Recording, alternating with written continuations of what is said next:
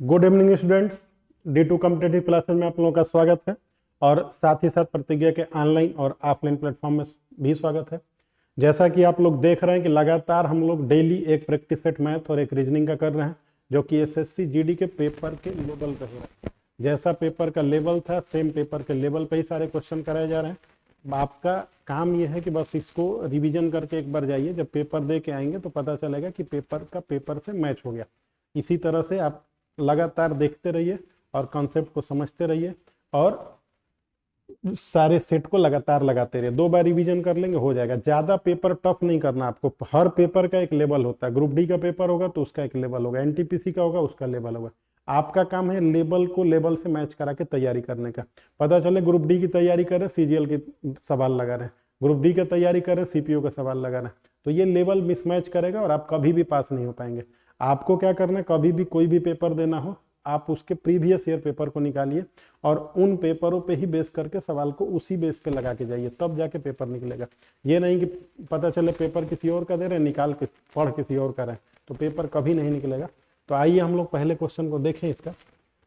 ये आपका रीजनिंग का मैथ का सेट 5 हो जाएगा। तो इसको कैसे करते हैं, तो ऐसे 2 प्लस लिख लेते हैं ना, 2 प्लस और यहाँ पे 3 और बटा में क्या लिख लेते हैं 9, ये वाले को। अब फिर से प्लस ऐसे लिखते हैं 3 और बटा में लिख लेते हैं 9। अब आप क्या करेंगे, इन दोनों को आपस में जोड़ देंगे ना, 4 और 2 कितना हो जाएगा 6, और ये आपका हो गया 3/9 और प्लस फिर 3/9, ये 3/9 ये 9, इन दोनों को आपस में जोड़ देंगे तो 3 3 6/9, तो 6 प्लस ये हो जाएगा 6/9। 6/9 को आप क्या बोलते हैं, कटा देते हैं, 3 दूनी 6 और 3 3 9, तो इसको बोले 6 सही 2/3। तो ये हो गया 36 18 2 20/3। इस फॉर्मेट में आंसर दिया हुआ है, तो इसी फॉर्मेट में हमने इसको लगा दिया। तो आपका ऑप्शन सही हो गया पहले का 4, तो पहले का 4 सही आंसर है। ठीक है, अब अगले क्वेश्चन पे चला जाए। आइए क्वेश्चन नंबर 2 कह रहा है कि 512 के 64% प्लस 215 के 46% का मान कितना है। तो ये केवल कैलकुलेशन आपसे करवाया गया है। 512 के जो 64% का मान निकालना है, अब प्लस क्या करना है 215 के 46% का मान निकालना है। इन दोनों का मान निकालना है, तो इसमें क्या करना है, तो उसको करना है नहीं, बस आपको कैलकुलेशन करना है। कैलकुलेशन करके जोड़ देना है, जोड़ के आपको देखना है कि कौन सा आ रहा है। अच्छा देख रहे होंगे तो काफी शार्प आंसर है इसका। ये 24 26 28 27 और लास्ट के 2 डिजिट भी आपके क्या है बराबर है। तो इसमें कुछ करना नहीं है, बस आपको इससे मल्टीप्लाई करके 100 से डिवाइड, इससे मल्टीप्लाई करके 100 से डिवाइड। ये आप इसका आंसर कमेंट में बताएंगे कि क्या आएगा। ठीक है, ये बताइएगा आप, आपका काम है। देखें कितने लोग इसका आंसर बताते हैं। चलिए अब अगले क्वेश्चन को देखिए। एक मिश्रण में दूध और पानी का अनुपात 2:3 में है। तो एक मिश्रण है, इसमें रेशियो 2:3 का बना हुआ है। ठीक है, बढ़िया बात है। मिश्रण में कुछ मात्रा में दूध मिलाया जाता है। तो पहला वाला आपका क्या था, दूध था, और दूसरा वाला था पानी। पहला वाला दूध था, दूसरा वाला पानी था। देखिए पहला वाला दूध हो गया और दूसरा वाला पानी हो गया।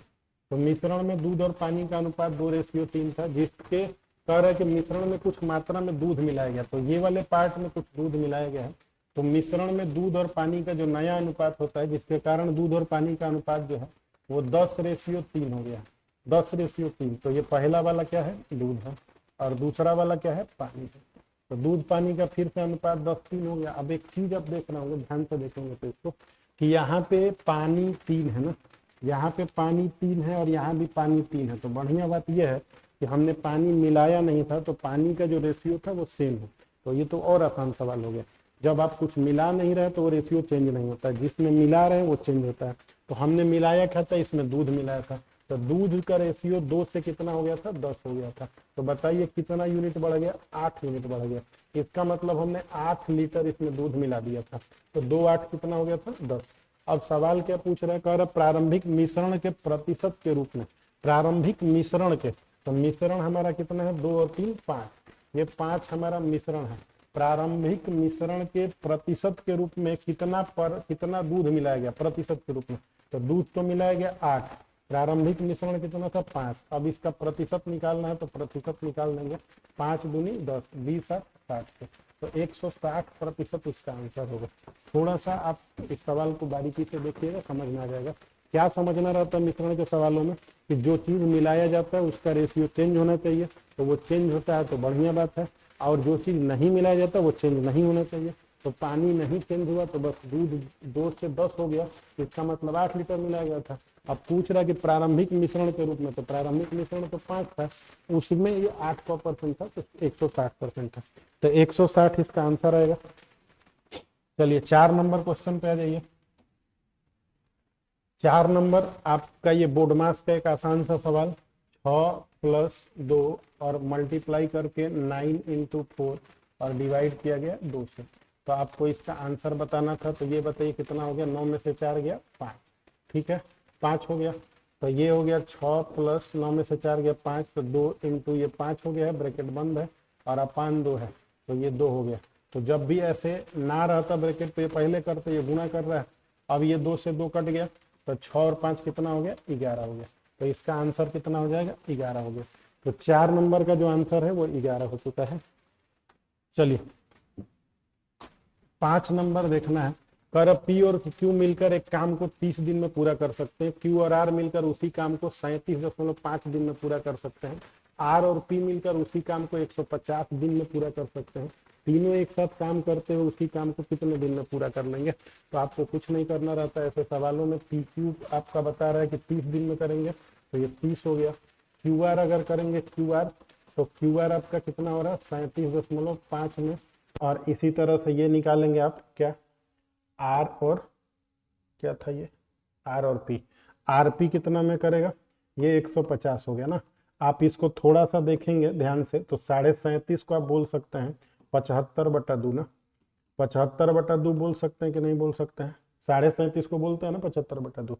अब आपको एलसीएम लेना सीखना है, तो बताइए इन दोनों का ऊपर वाले का क्या करते हैं, फ्रैक्शन में एलसीएम लेते हैं। कई बार आपको समझाए हैं कि 30/1 है एक तरह से, 75/2 है, और 150/1 है, तो ऊपर का लेना होता है लसा। बताइए ऊपर का लसा कितना होगा, 150 होगा कि नहीं, 150 हो गया, क्योंकि 150 75 शामिल है इसमें, 30 में भी शामिल है, नीचे का मौसा कितना होगा, 1 होगा। तो कुल मिला के इन तीनों नंबरों का लौसा कितना हो गया, 150 हो गया। अगर किसी को भी लौसा मौसा में डाउट होता है तो आप प्ले लिस्ट में जाइए, कैलकुलेशन बूस्टर सीरीज में आपको लौसा मौसा निकालना सिखाएं, उसमें से पहला वीडियो देखिए। पहला वीडियो में दशमलव का लौसा, पावर का लौसा, भिन्न का लौसा और नॉर्मल संख्या का लौसा, चारों लौसा बताए हुए हैं, ठीक है। तो वहां से आप देखिएगा ध्यान से, काफी आसान तरीके से समझा है। 150 को 30 से डिवाइड करेंगे तो कितना आ जाएगा, 5 आ जाएगा। इसको डिवाइड करेंगे तो 75/2 होगा, तो 75 दूनी 150, तो ये 4 हो जाएगा। 150 को आपको डिवाइड करना ना 75/2 से, तो 75/2 है तो 2 ऊपर चला जाएगा, 75 दूनी 150 और 2 दूनी के 4। इसको डिवाइड करेंगे तो 1 हो जाएगा। अब सवाल ये है कि तीनों मिलकर उस काम को कितने दिन में करेंगे। तो आप पहले ये देखिए कि ये पहले तीनों का कंबाइन क्षमता क्या रहा है। तो तीनों का कंबाइन क्षमता तो पता नहीं चल रहा, पी क्यू का जोड़ के 5 है, तो पता नहीं पी का 1 है उसका 4 है कि इसका 2 है इसका 3 है, कुछ नहीं पता चल रहा। ऐसे सवालों में आप तीनों को सम कर देते हैं, तीनों को सम करेंगे तो 2 बार पी, 2 बार आर, 2 बार क्यू होगा, तो 2 आप कॉमन ले लेंगे तो P plus Q plus R होगा, और बराबर होगा 5 4 9 1 10। आप इस 2 से डिवाइड कर देंगे इधर, तो पी प्लस 5 4 9 1 10, ठीक है ना, ये 5 4 9 1 10, तब P plus Q plus R ये आपका हो जाएगा। 10 को डिवाइड करेंगे 2 से तो कितना आ जाएगा, 5। कहीं गड़बड़ तो नहीं हो रहा भाई, ये 37.5 ही था, ये 30 था, 37.5 था और 150 था, तो 150 तो 30 5 150 हो गया। अब ये 75 दूनी 150, तो 2 दूनी के 4, 150 से 150 कटाएंगे 1 आ जाएगा। आर पी का मिला के 1 आ रहा है, क्यू आर का मिला के 4 आ रहा है, पी क्यू का, तो ये तीनों का मिला के तो 5 आ गया भैया, तीनों का मिला के 5 आ जा रहा है, और इन दोनों का भी 5 ही आ रहा है। इसका मतलब ये हुआ कि ये आर का कोई क्षमता ही नहीं है, तो आर का क्षमता नहीं हो तो गड़बड़ हो जाएगा, और उस हिसाब से अगर आंसर आप करेंगे तो आंसर भी आ जाएगा। तीनों मिलके उस काम को कितने दिन में करेंगे, तो 150 को आपको डिवाइड करना पड़ेगा कैसे, 5 से, 5 से डिवाइड करेंगे तो 30 आंसर आ जाएगा। ये 30 दिन में करेंगे बाई प्रोसेस, तो ये सही है। पी क्यू 30 दिन में करते हैं, क्यू आर करते हैं, P Q Q R R P, तो P Q Q R R P ठीक तो है, 30 है और ये 37.5 है, तो यहाँ भी गलती नहीं, 37 दूनी 74 और 1 75/2 ही तो होता है, ठीक है, और ये 150 होता है, सही है सब जगह, 30 ही इसका आंसर होगा, ठीक है। इन क्षमता यहाँ पे डाउट हो रहा है, उसका 0 हो जा रहा है क्षमता, या तो बटा बटा में कुछ होगा क्योंकि पी क्यू का भी 5 हो जा रहा है, अब पी क्यू आर भी 5 ही हो रहा है, इसका मतलब आर का क्षमता ही नहीं, आर का क्षमता 0 है इसका मतलब, तो गड़बड़ हो गया ना फिर। आर का क्षमता अगर 0 है तो क्यू का फिर 4 हो गया, क्यू का 4 हुआ तो 1 हुआ पी का, तो ठीक है, सवाल बनाया गया तो बन गया। आर का इसमें क्षमता ही नहीं, आर का 0 है, यहाँ भी 0 है, पी का 1 मिल रहा है, पी का क्यू का 4 मिल रहा है, ठीक है, आंसर आपका 30 होगा। चलिए आ जाइए आप 6 नंबर क्वेश्चन पे। कर एक परिवार की आय और व्यय का अनुपात 19:13 है। अगर आय आप देखेंगे, कोई कमाई देखेंगे तो 19 रुपया कमा रहा है, व्यय देखेंगे, व्यय मैंने खर्चा, तो व्यय जो खर्चा होगा वो 13 रुपया होगा, तो आय में से उसका खर्चा निकालेंगे तो बचत भी आपको पता चल जाएगा, 19 में से 13 गया 6, तभी ना 6 आएगा, तो आय 19, व्यय 13, बचत 6। अब सवाल ये, यदि परिवार का व्यय 29,510 रुपया, तो उस परिवार की बचत बताइए। व्यय आपको दे दिया है तो इसका मान दे दिया है 29,510 रुपया है, तो एक का मान निकालेंगे तो भाग देंगे ना 13 से, 13 दूनी 26, कितना बचा है आपके पास, 26 के बाद 27, 28, 29, 3 बचा है, तो फिर 13 दूनी 26, कौ बचा इस बार 6, तो 4, 5, 9 बचा, 13 सते 91, तो एक का मतलब हुआ 2270, तो आपसे पूछ रहा बचत बताइए, तो 6 का मान बताना है, 6 ही क्या है, बचत है, तो बचत का मान बताना है, तो 6 गुणे 2270 ये पॉइंट नहीं है, पॉइंट लग गया ऐसे, 22, 6 गुणे 2270, तो आप देखेंगे तो 0 का 0 हो गया, 6 सते 42 का 2, तो किनारे 2 एक ही ऑप्शन में, तो सीधा आंसर हो गया। पूरा गुणा मत किया करिए, टाइम बचाया करिए, वैसे हम कर दे रहे हैं पूरा गुणा, 6 सते 42 का 2 4, 6 दूनी 12 और 4 16, 1, 6 दूनी 12 और 1 13, आप पूरा गुणा मत करिए, लास्ट का 2 देख लिया करिए, जल्दी से आंसर कर लेंगे, आपको गुणा उड़ा नहीं करना पड़ेगा, ठीक है। आ जाइए 6 के बाद 7 नंबर सवाल पे आ जाइए, आपको इसको नोट करना होगा तो नोट कर लीजिएगा। 7 नंबर देखिए, अरविंद एक काम को 20 दिन में और बक्सी 22 दिन में पूरा कर सकता है, यदि वह इस पे 5 दिन तक एक साथ मिलकर काम करे तो शेष काम का अंश बताइए। चलिए, अरविंद आपको करता है, ए से अरविंद 20 दिन में, अब बी से बक्सी क दिन में, 22 दिन में, एलसीएम लेंगे तो 22 और 20 का एलसीएम 22 पच्चे 110 हो जाएगा, 22 पच्चे 110, एक और 2 है तो ये हो जाएगा 220, 220 ले लीजिए, 20 से कटाएंगे तो नहीं कटेगा ना, इसको कटा दीजिए, 0 से 0 कट गया, कौ बार गया, 11 बार, इससे कटाएंगे तो कौ बार गया, 10 बार, इसका मतलब इसका क्षमता 11 है, इसका क्षमता 10 है, और काम कुल कितना है, 220 है, बढ़िया बात है ये तो।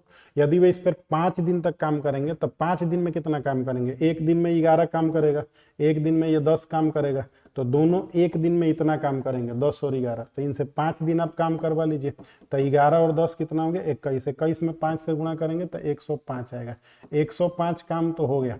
अब सवाल ये है कि शेष काम का अंश बताइए, तो शेष काम आप निकालिए पहले, शेष काम कितना हुआ, तो शेष काम हुआ 220 माइनस 105, तो 220 में से 105, 10 में से 5 गया 5, ये आपका 1 हो गया, ठीक है, क्यों बार बार लिखा रहा, 10 में से 5 गया 5, और 1 हो गया ये, और 2 में से 2 गया 1, 115 हो गया, तो 115 हमारा शेष काम है, लेकिन इसको फ्रैक्शन के फॉर्म में बताना है, तो आपका जो आंसर होगा फ्रैक्शन के फॉर्म में 115 बचा हुआ है, कितने में से, 220 में से, 220 में से 115 बचा है, 5 से कटाएंगे तो 5 से ये 23 बार कटेगा, 5 चौके 20 और 5 चौके 20, तो 23/44 बचा हुआ है, तो ये आपका आंसर हो जाएगा 23/44, क्लियर है, 23/44 आपका आंसर हो जाएगा 7 नंबर। चलिए अब 8 नंबर देखिए, 8 नंबर का 0.5 का स्क्वायर प्लस 0.05 का स्क्वायर, इसका मान क्या होगा, तो काफी आसान सा सवाल है, 0.5 का स्क्वायर करेंगे तो 25 हो जाएगा, लेकिन पॉइंट कहाँ लगेगा, 2 स्थान पे, क्योंकि एक पे है, स्क्वायर करेंगे तो 2 पे लगेगा, तो यहाँ पे लग जाएगा, इसके बाद अब 2 जीरो ऐसे बढ़ा लीजिए, ऐसे अच्छा लगने के लिए, चाहे तो मत बढ़ाइए। चलिए अगला देख लीजिए, 5 का फिर स्क्वायर करेंगे तो फिर से 25 आएगा, लेकिन इस बार 2 और 2 4 पे लगेगा, तो 0.0025 ऐसा हो जाएगा। अब फिर इसको आपको जोड़ देना है, तो यहाँ 0 0 मानेंगे तब भी ठीक है, नहीं मानेंगे तब भी ठीक है, 5 2 ये 0, तो 0 25 25 इसका आंसर है, तो ये आपका आंसर है 3 नंबर, तो 8 का 3 इसका आंसर हो गया है, ठीक है। आ जाइए अगले क्वेश्चन पे 9 नंबर पे। कह रहा है कि 600 मीटर लंबी एक रेलगाड़ी विपरीत दिशा में चल रहे एक व्यक्ति को 20 सेकंड में पार कर जाती है। तो आपको दिमाग में ये रखना भाई कि 600 मीटर लंबी एक रेलगाड़ी है, ये है रेलगाड़ी 600 मीटर लंबी। इधर से आ रहा है आदमी, क्योंकि ये आदमी आ रहा है विपरीत दिशा में, ये इधर आ रहा है और ये इधर आ रहा है। 600 मीटर लंबी रेलगाड़ी विपरीत दिशा में चल रहे एक व्यक्ति को क सेकंड में पार कर रही है? 20 सेकंड में। आपको कई बार समझा है कि जब भी ट्रेन किसी सिग्नल को पार करेगी, किसी पोल को पार करेगी, किसी आदमी को पार करेगी, तो ट्रेन की लंबाई ही क्या होती है? दूरी। तो दूरी हमको मिल चुका है, दूरी हमारा कितना है? दूरी हमको मिल चुका है 600। अब हमारा समय भी हमको मिल चुका है, समय कितना होता है भाई? 20 सेकंड हो गया। अब सवाल ये है, कह रहा है कि यदि रेलगाड़ी की चाल व्यक्ति की चाल की 5 गुनी है, तो अगर रेलगाड़ी की चाल देखेंगे, रेलगाड़ी की चाल व्यक्ति की चाल की क गुनी है? 5 गुनी। तो व्यक्ति की चाल मान लीजिए यहाँ पे व्यक्ति आपने लिखा, व्यक्ति की चाल का 5 गुना है, तो ये व्यक्ति हो गया, इस व्यक्ति के चाल का क गुना है? 5 गुना। मतलब अगर इसका x है तो इसका कितना है? 5x। अब आपको भी पता है कि ये आदमी इधर से चल रहा है, ये आदमी इधर, ये ट्रेन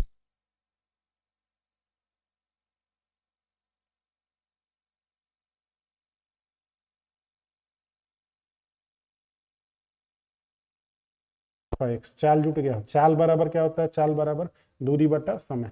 तो ये हो गया 600 बटा में कितना? 20। आराम से इसको कटा लेंगे, इससे 2 से कटाएंगे तो ये हो जाएगा 30, 30 हो जाएगा, 0 से 0 कट गया, 30 हो गया। अब x का जब मान निकालेंगे तो इधर से जाएगा 5 6 5 30। 5 कैसा आएगा? मीटर पर सेकंड आएगा ना, ये 5 मीटर पर सेकंड आ गया। क्यों मीटर पर सेकंड आ गया? क्योंकि ये मीटर में दूरी है और ये सेकंड में, मीटर पर सेकंड। हमसे पूछ रहे रेलगाड़ी की चाल और नीचे ऑप्शन किलोमीटर पर हो, तो रेलगाड़ी की चाल तो 5x होगा ना, रेलगाड़ी की 5x होगा। ये तो आदमी का है x, आदमी का x, रेलगाड़ी का 5x है। तब 5 × 5, तो 5 5 25 मीटर पर सेकंड, ये आपका आंसर होगा। लेकिन आंसर में तो ये नहीं है, तो मीटर पर सेकंड को किलोमीटर पर आवर में कैसे चेंज करते हैं? तो मीटर पर सेकंड को किलोमीटर पर आवर में 18/5 से गुणा करके करते हैं। तब 5 से कटा देंगे तो 5 5 25, 18 5 90, 90 किलोमीटर पर आवर इसका आंसर होगा। तो ऑप्शन नंबर बी इसका आंसर है। थोड़ा सा ये समझने वाला सवाल है, समझ लेंगे तो बढ़िया रहेगा, ठीक है। और आगे आ जाइए, 9 के बाद 10 नंबर सवाल आ जाइए। 10 नंबर का एक पुस्तक को उसके अंकित मूल्य के 16/25 में बेचने पर हानि होती है। अंकित मूल्य के 16/25, अंकित मूल्य, तो आप अंकित मानेंगे कितना? अंकित जो मानेंगे, एमआरपी जो मानेंगे वो 16/25, 25 मानेंगे, जो हर में होता है उसी को माना जाता है। तो अंकित हमने मान लिया 25। अब ये बोल रहा है कि विक्रय, तब विक्रय कितना कर रहा है? कह रहा है कि अंकित मूल्य के 16/25, तो अंकित मूल्य तो हमने 25 माना है, 25 के 16/25 इसीलिए तो माना जाता है कि कट जाए आराम से। तो 25 से 25 कट गया तो विक्रय कितना आ गया? 16। तो अंकित मूल्य अगर 25 है तो विक्रय कितना है? 16, ठीक है। तो क्या बोला है सवाल में? एक पुस्तक को उसके अंकित मूल्य के 16/25, माने अंकित अगर 25 होगा तो उसको बेचेंगे कितने में? 16 में। तो कह रहा कि पुस्तक के अंकित मूल्य और विक्रय मूल्य का अनुपात बताइए। कुछ नहीं करना है, अंकित मूल्य और ये विक्रय मूल्य का अनुपात, तो ये 25 और ये 16 है, कटना है नहीं इसको, तो 25:16 ही इसका आंसर हो गया। तो 25:16 इसका आंसर हो गया, ठीक है। चलिए अगला बताइए। अगला क्वेश्चन हो गया आपका 11 नंबर। क्या है? एक पुस्तक का विक्रय मूल्य 1690 रुपया है। यदि 35% की छूट दी जाती है तो वस्तु का अंकित मूल्य कितना था? विक्रय मूल्य 1690 रुपया है। 1690 कब आया होगा? 1690 आया तब होगा जब हम विक्रय पे छोड़ दिए होंगे। तो बताइए, विक्रय पे कर रहे हैं, सॉरी, अंकित पे छोड़ दिए होंगे, तो अंकित मूल्य ही पूछ रहा है, तो पता नहीं क्या अंकित मूल्य था। इस पे हमने 35% छोड़ दिया। जब 35 छोड़ दिया तो कितना उससे लिया होगा? 100 में से 35 तो छोड़ दिया, 100 में से 35 छोड़ा तो कितना लिया? 65 लिया। तो अंकित मूल्य का 65% ही लिए हैं अपना, और वो लिए कितना है? वहीं लेके तो बेच दिया जाता है भाई। 35% हमने छोड़ दिया, 65 लिया, तो लिया तो आपने लिया किससे? जिसको बेचा, तो बेचा कितने में?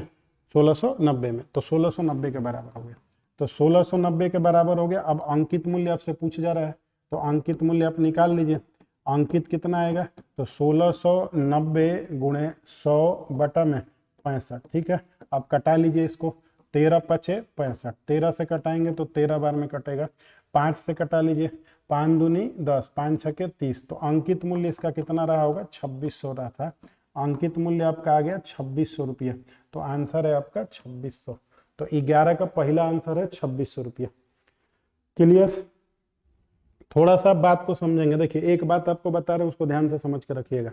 अंकित मूल्य पे जो आप छूट देके बेच देते हैं, वहीं विक्रय मूल्य जो होता है, जिस पे लाभ होता है, वो लाभ के परसेंटेज के बराबर होता है। मतलब लाभ पे अगर आपको क्रय पे 20% लाभ हो गया, तो क्रय का 120% अंकित मूल्य पे छोड़े गए छूट के बराबर, वो विक्रय के बराबर हो जाता है। ठीक है, आएगा सवाल तो फिर आपको समझाएंगे प्रैक्टिकली कैसे होता है। 11 के बाद आपको 12 नंबर देखना है। रमेश का वेतन रमन के वेतन से 20% अधिक है।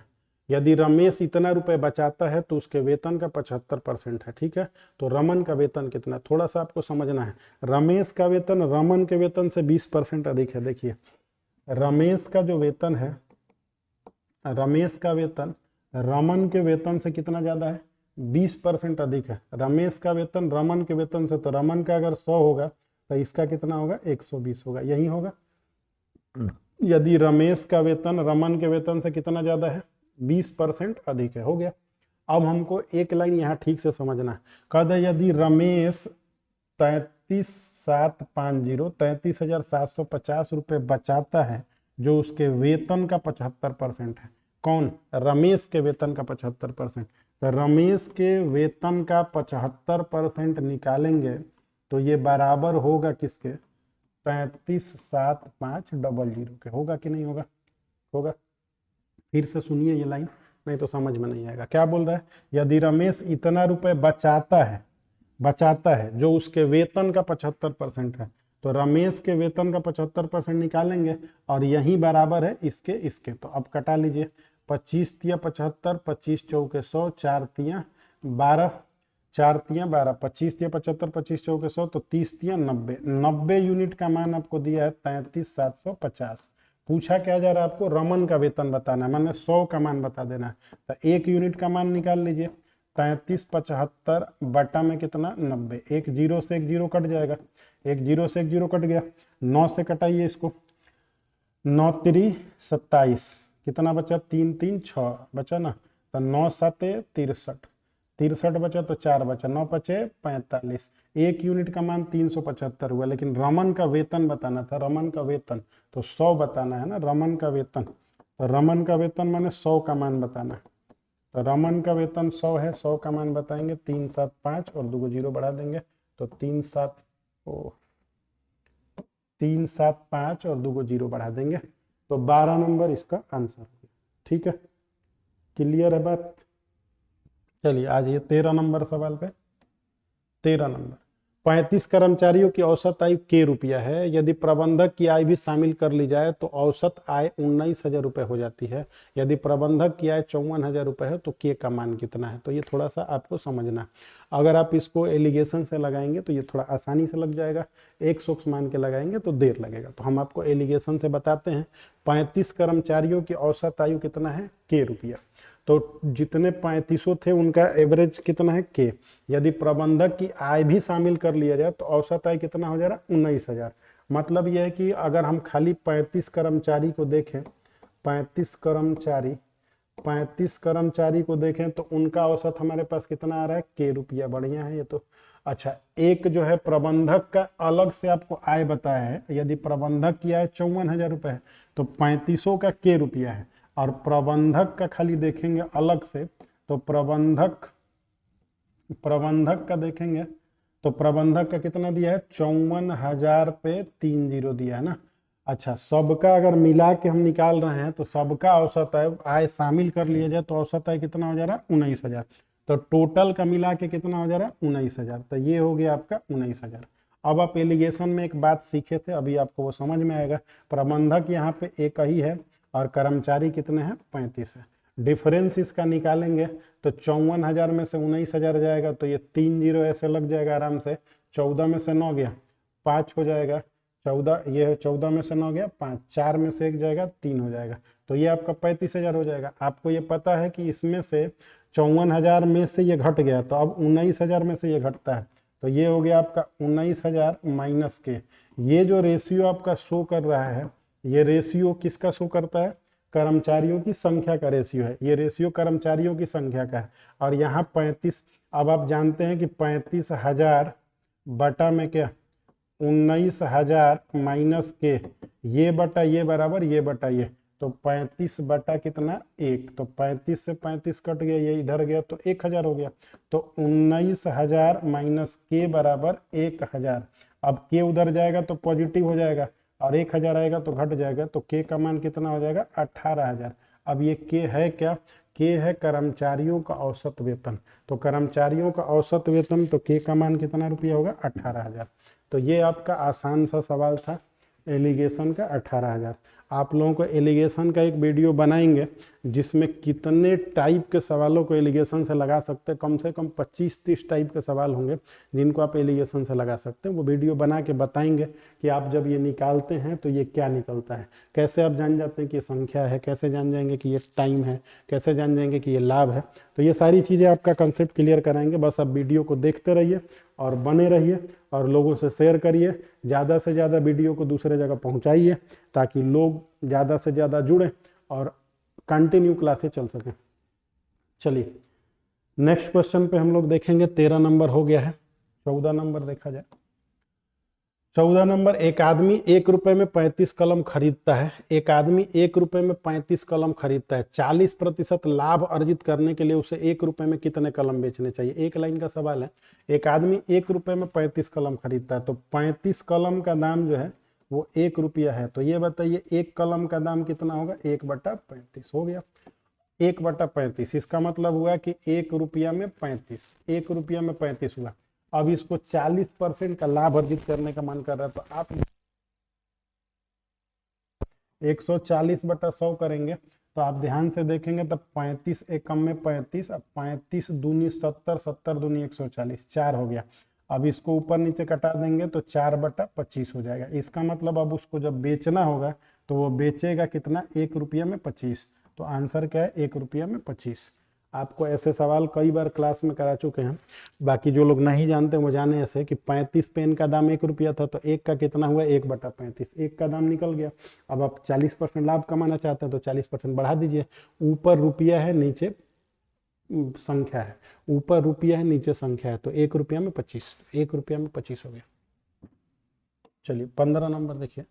22 शिक्षकों की औसत आयु 64 वर्ष है। उस समूह में एक नए शिक्षक को शामिल करने के बाद औसत में 1 वर्ष की वृद्धि हो जाती है। नए शिक्षक की आयु बताइए। अब इसको आप या तो देख के लगा सकते हैं और या तो कैलकुलेशन करके लगा सकते हैं। जैसे हमने आपको बताया था कि योग बराबर क्या होता है?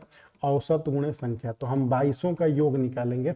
योग बराबर औसत गुणे संख्या। औसत हमारा कितना है? 64 और गुणे कितना हो जाएगा? 22। ये हो गया। अब एक और शिक्षक आ जा रहा है, तो योग 22 अब शिक्षक नहीं रहे, अब 23 हो गए। तो योग बराबर क्या होता है? औसत गुणे संख्या। तो संख्या हमारा औसत 64 जो है वो 1 की वृद्धि हो गई, तो 64 से बढ़ के कितना हो गया? 65। आदमी भी हमारे पास 22 नहीं रहे, 23। तो एक तरीका है कि आप इसका गुणा करके लगा लीजिए। तो गुणा करेंगे देर लगेगा। अगर आपको पहाड़ा याद है तब तो बढ़िया है, नहीं याद है तो फिर दिक्कत होगा ना। 22 चौके 88, फिर लगा आपके पास 8, 22 छक्के 132 होता है, 132 और 8 कितना हो जाएगा? 140। तो ये हो गया 1408। ये 2200 टीचरों का योग उम्र का निकालेंगे तो 1408 आ जाएगा। अब आपको इधर गुणा कर लेना, 23 5 115, हासिल कितना लगा है? 11। अब 23 में इससे करेंगे तो 69 आपका कितना हो जाता है? 23 9 9 18 का 8, 1 लगा है, 6 6 12 1 13, 138 हो जाएगा। 138 और 11 आपको जोड़ लेना है तो 8 1 9 4, 149 हो जाएगा। ये वाला आपका हो गया 149। इसका गुणा करने पे आएगा। अब ये 23 लोगों के उम्र का जोड़ ये हो गया। ऐसे नहीं करना आपको, अभी एक 60 तरीका बताएंगे। 23 लोगों की उम्र का जोड़ ये हो गया, 22 लोगों का ये हो गया। इसमें से इसको घटा दीजिए तो 15 में से 8 गया 7 और ये हो गया 8, तो 87 बरस का वो है। तो 87 बरस आपका आंसर हो गया। ठीक है, अब हम इसको बिना कैलकुलेशन के इतना ज़्यादा गुणा करके नहीं लगाना है। अभी हो सकता है ये बढ़ा दे और यहाँ पे 37 कर देता, 38 कर देता, तो मल्टीप्लाई करना मुश्किल हो जाता। वो तो हम मल्टीप्लाई कर दिए, आप भी कर सकते हैं जिनको टेबल याद रहेगा। अब आपको थोड़ा सा ध्यान से देखना है, क्या करना है। 22 शिक्षकों की औसत आयु 64 है, इसका मतलब यहाँ पे 22 लोग हमारे पास है ना, 22 लोग यहाँ पे हमारे पास है। 2200 लोगों का एवरेज कितना था? 64। इसका मतलब सब पे 64 64 64 64 था 2200 पे। एक आदमी जैसे ही शामिल हो रहा है इसमें, एक आदमी आ रहा है तो एवरेज कितना हो जा रहा है? 65 हो जा रहा है। तो 65 अब सबका होना चाहिए, मतलब 22 लोगों पे कितना कितना बढ़ना चाहिए? एक। तो हमारा आंसर हो गया 65 प्लस 2200 पे एक एक बढ़ेगा तो 22। तो 22 और 65 जोड़ देंगे तो कितना हो गया? 87। ये आंसर हो गया। तो इस तरीके से लगाया जाता है। ये गुणा उड़ा करके लगाएंगे तो मुश्किल हो जाएगा पेपर पास करना। पेपर अगर आपको पास करना है तो टेक्निक सीखना ही पड़ेगा। ठीक है, तो ये टेक्निक है, फिर से समझा दें ये वाला टेक्निक। देखिए ये कर लीजिएगा आप, ऐसा नहीं करना कभी भी। जब भी एवरेज आएगा हम बताएंगे, बाकी धीरे धीरे आपको एवरेज के सवालों को कराते रहेंगे। अब यूट्यूब पे लगातार बने रहेंगे। देखिए 22 शिक्षकों का औसत आयु कितना है? 64 है। इस 22 लोग यहाँ पे हैं, 22 लोग थे, इन सब पे 64 64 64 64 लिखा होगा ना, सब पे 64 64 लिखा होगा। एक आदमी जैसे ही आया है तो एवरेज 65 हो गया है। तो 65 हुआ है तो सब पे एक एक बढ़ा है कि नहीं बढ़ा है? ये एक एक को बार बढ़ा है, 22 बार ही तो बढ़ा होगा। तो बस यहाँ 22 जोड़ दीजिए, बस काम खत्म हो जाएगा। तो ये हो जाएगा आपका 87। बात समझ में आ रहा है? तो ये देख के लगा सकते हैं इसको। चलिए आ जाइए आगे 16 नंबर पे। 16 नंबर एक कैलकुलेशन का सवाल है, इसको आप करेंगे करेंगे कि हम कर दें? बताइए, आप इसका आंसर करिएगा कि कर दें कैलकुलेशन? चलिए आइए कर ही देते हैं। ये हो गया आपका 27 गुणे 50 और ये डिवाइड किया गया 25 से। तो पहले ब्रैकेट सॉल्व होगा, उसके बाद 25 से आप डिवाइड करेंगे। ठीक है, इंटू ये है 5 और ब्रैकेट में 15 माइनस 14 ब्रैकेट सॉल्व होगा, इसके बाद ये मल्टीप्लाई होगा, प्लस 800 डिवाइड किया गया 25 से। ठीक है, चलिए तो अब आपको क्या करना है कि ये इसको आप डिवाइड करेंगे, इधर डिवाइड कर लीजिए। तो ये हो गया 27 गुणे 50 और डिवाइड हो गया किससे? 25 से। गुणा करके डिवाइड करिए, चाहे ऐसे कर दीजिए, बात एक ही पड़ेगा। इधर आपका मल्टीप्लाई हुआ है तो मल्टीप्लाई करेंगे बाद में, पहले ब्रैकेट सॉल्व होता तब ना मल्टीप्लाई होता है। तो ये 15 में से गया 14, तो ये हो गया आपका 5 इंटू 1, कोई फर्क नहीं पड़ा। इधर आप डिवाइड करेंगे 25 चौके 100, ये इधर आ गया 32। अब आपको इसको सॉल्व करना था, ये सॉल्व करने के बाद गुणा करना है। तब 25 दूनी ऐसे ही 50 हो गया है। अब इसको गुणा करेंगे तब 5 दूनी 10, तो ये ऐसे 270 हो गया है। 27 पहले से था, 5 दूनी 10 से गुणा हो गया, प्लस 32 आपको जोड़ देना था। तो 2 हो गया, 7 3 10 का 0, 2 1 3, तो 302 आंसर हो गया। तो 16 का पहला आंसर हो गया। 16 का पहला क्या होता है? 302। ठीक है, ऐसे छोटे मोटे कैलकुलेशन आएंगे तो हम आप लोगों के लिए एक एक सवाल छोड़ दिया करेंगे हर सेट में, ताकि आप उसका आंसर करें। क्योंकि एक सेट में छोड़े थे इसीलिए इसको नहीं छोड़े, एक ही छोड़ेंगे। ठीक है, ताकि देखें कितने लोग देख रहे हैं, कितने लोग पेन कापी लेके देख रहे हैं। पेन कापी लेके देखेंगे, कैलकुलेशन करेंगे, तब जाके आपको आएगा। ठीक है, चलिए 17 नंबर देखिए। आप कैलकुलेशन कर सकते हैं, या तो करिएगा, नहीं तो मन करे मत करिएगा। देखिए करेंगे तो बढ़िया रहेगा, फायदा करेगा। कर निश्चित ब्याज दर पर 2 वर्षों के लिए एक मूलधन पर साधारण ब्याज और चक्रवृद्धि ब्याज क्रमशः इतना इतना है। मूलधन कितना है आपको बताना है। 2 वर्षों में इतना इतना हो रहा है, तो अब आराम से आप लगा सकते हैं। कैसे? ये 2 वर्ष के लिए दिया हुआ है, ये साधारण ब्याज है 2 वर्ष का, और ये क्या है? चक्रवृद्धि ब्याज है ना। तो 2 वर्ष का अगर साधारण ब्याज 12,000 रुपया है, तो बताइए 1 वर्ष का साधारण ब्याज कितना होता होगा? तो आपको पता है कि साधारण ब्याज प्रत्येक वर्ष के लिए बराबर होता है। तो 12,000 2 वर्ष के लिए, तो 1 वर्ष का साधारण ब्याज 6,000 रुपया, फिर अगले वर्ष का साधारण ब्याज 6,000 रुपया। अब कितने का डिफरेंस पड़ रहा है ये बताइए? तो 12,000 से 14,400, तो 2,400 का डिफरेंस पड़ रहा है। तो 2,400 ये ब्याज हो गया ना। ये 12,000 से 14,400 ऐसे घटा के देख लीजिएगा, नहीं समझ में आता है तो 12,000 में से घटा लेंगे, तो ये हो गया 0,044, 4 में से तो हो गया ये 2,400 आ गया। अब आप अगर चक्रवृद्धि ब्याज हमसे पढ़े होंगे तो आपको ये बहुत अच्छे से समझ में आ रहा होगा कि ये कैसे किया जाता है। अब आप रेट निकाल सकते हैं। रेट कैसे निकाल सकते हैं? 2,400 ब्याज मिला कितने पे? 6,000 में। 2,400 ब्याज मिला कितने पे? 6,000 पे, इंटू कितना हो गया? 100। तो इन दोनों जीरो से दोनों जीरो कटा देंगे, इस जीरो से इस जीरो कटा देंगे, 6 चौके 24। जो ब्याज दर है वो 40% है, ये हमको पता चल गया। अब हम मूलधन निकाल देंगे, इसका मतलब मूलधन से ये ब्याज मिलता है, तो उस मूलधन का 40% जो है हमारा कितना है, 6000। तो मूलधन का 40% 6000 है, तो 20 दूनी 40 और 20 पच्चीस 100, 2 से कटाएंगे तो 3 बार, तो पैसा आ गया 3 × 5 15,000 रुपये। तो ये 15,000 रुपये इसका आंसर आ गया। अब जो लड़के या जो भी स्टूडेंट या जो भी छात्राएं जिनको हमने चक्रवृद्धि ब्याज बताया है, वो चक्रवृद्धि ब्याज आप बिना फार्मूले के सारा सॉल्व कर सकते हैं, और ये बिना फार्मूले के हम लोग लगा दिए। ठीक है, चलिए ये थोड़ा टेबल बनाने आएगा ना आपको, टेबल बनाने आएगा तभी हो पाएगा, नहीं टेबल नहीं बनाने आएगा नहीं हो पाएगा। चलिए ठीक ठाक सब चल रहा है। 17 के बाद 18 नंबर पे आ जाइए। किसी धनराशि पर 20 वर्षों के लिए प्राप्त साधारण ब्याज उस धनराशि का 2/5 है, तो बढ़िया है। ब्याज दर बताइए, एक लाइन का सवाल है, खुद ही बोल रहा है कि जो साधारण ब्याज है उस धनराशि का 2/5 है, तो हम मान लेते हैं कि जो धनराशि है वो कितना है, 1। साधारण ब्याज का फार्मूला क्या होता है, साधारण ब्याज बराबर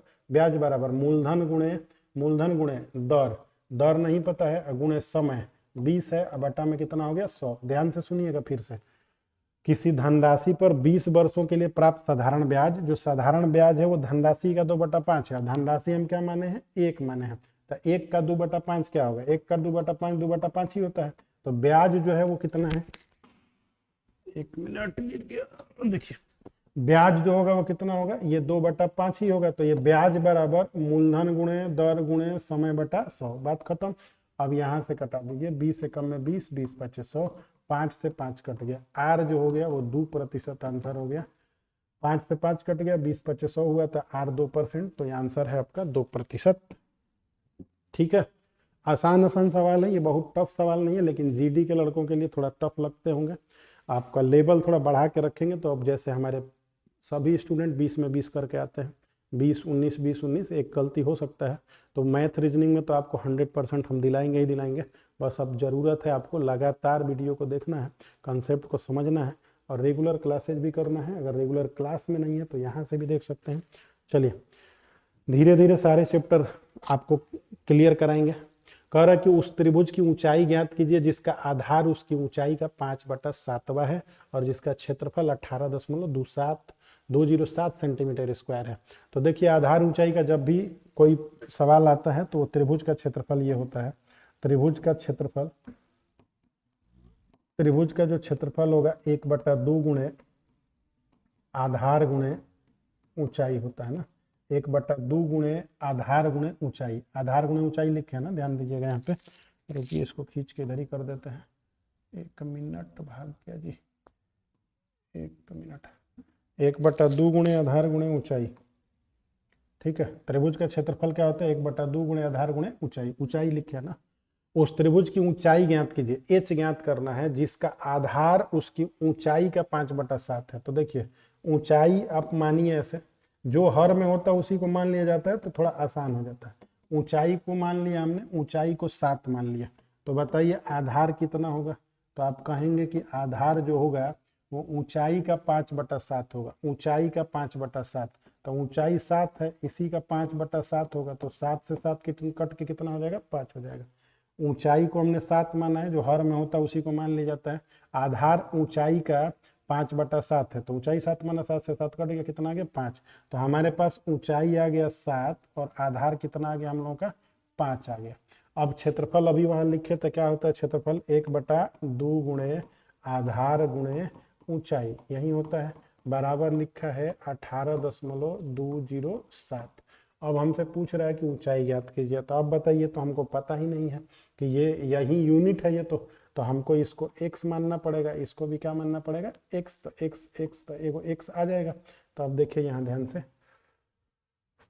ये देखिए 1/2 ये हो गया आपका आधार गुणे ऊंचाई, तो आधार आपका कितना था 5x, ऊंचाई कितना था 7x।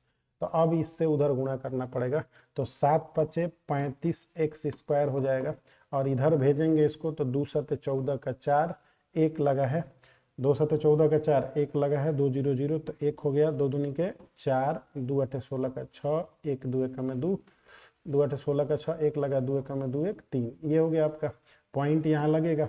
अब एक्स स्क्वायर का जो मान आएगा 36.414 बटा में कितना 35, ये आएगा।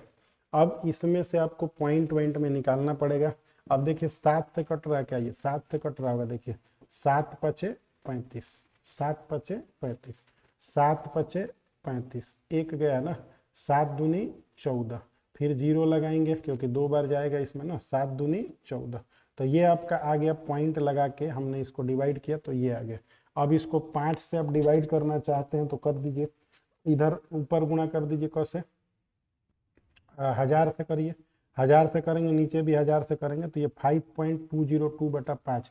एक काम करिए, इसी को 5 से डिवाइड कर दीजिए, 5 से इसी को डिवाइड करेंगे, 5 एकम में 5, 5 चौके 20, इसको डिवाइड करेंगे 5 को, ये पॉइंट हटा लीजिए, बाद में लगा लीजिएगा। एक्स स्क्वायर का मान आ रहा है ना ये, या क्या करें, इसको एक आसान उपाय बना दे क्या, चलिए ऐसा देखिए 5202 हो गया, बटा में कितना हो गया, ये 5000 हो गया, ऐसा हो गया ना, ऐसा हो गया। अब आपको रूट निकालना पड़ेगा इसका, काफी खतरनाक कैलकुलेशन दिया हुआ है।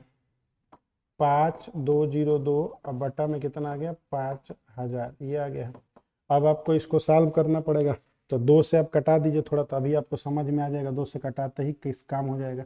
2 से कटाएंगे तो ये हो जाएगा 2601, ऊपर वाला, नीचे वाला हो जाएगा 2500। अब ये 25 का, ये 50 का स्क्वायर है ऊपर वाला, ऊपर वाला 51 का, नीचे वाला 50 है, तो 51 बटा 50 हो जाएगा, 51 बटा 50। इसको उधर लिख देते हैं, रुकिए इसको उधर लिख देते हैं। काफ़ी एक खराब कैलकुलेशन हो गया थोड़ा सा, लेकिन कोई नहीं, आपको एक आध पेपर में से सवाल मिलेंगे। तो यहाँ पे 2500 है, तो ऊपर वाला किसका है 51 का, नीचे वाला किसका है 50 का, तो हमारा ये आंसर हुआ किसका, एक्स का। लेकिन हमको आंसर क्या बताना था, त्रिभुज की ऊंचाई ज्ञात कीजिए। ऊंचाई कितना था भाई, 7x था, तो अब आपको 7x का मान निकालना है।